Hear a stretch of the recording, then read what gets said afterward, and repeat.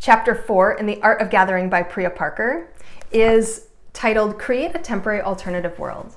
And in this chapter, Priya helps us understand how we can shift things up in our gatherings through the use of rules. So these temporary pop-up rules can be used to have people interact in a new way.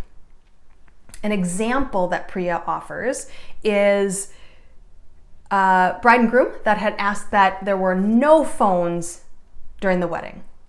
So the bride and groom, knew that guests would be really torn towards their natural tendency to be on social media, to be texting people, and not to be fully present for the people physically there at the wedding. And so they said no phones, and that shifted up their experience. Another example Priya shared at ATD when she spoke to us a couple years ago was about a woman who was bringing together a group of moms to just have some time to refill their cups, to gather without their children. And so the rule that she set was you're not allowed to talk about your kids. And so that was definitely different for that group of women. And shook things up for them.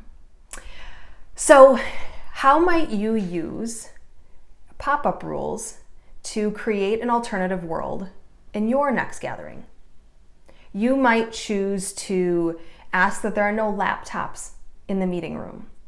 You might have a group that gathers that is mixed between new people in the company and very tenured people. And so the pop-up rule is that no one can use an acronym when they speak, right?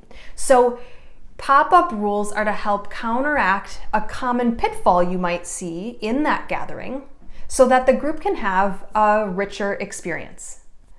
So think about the next meeting that you have and something you might want to implement that creates this alternative world that shakes things up and really creates a more impactful gathering.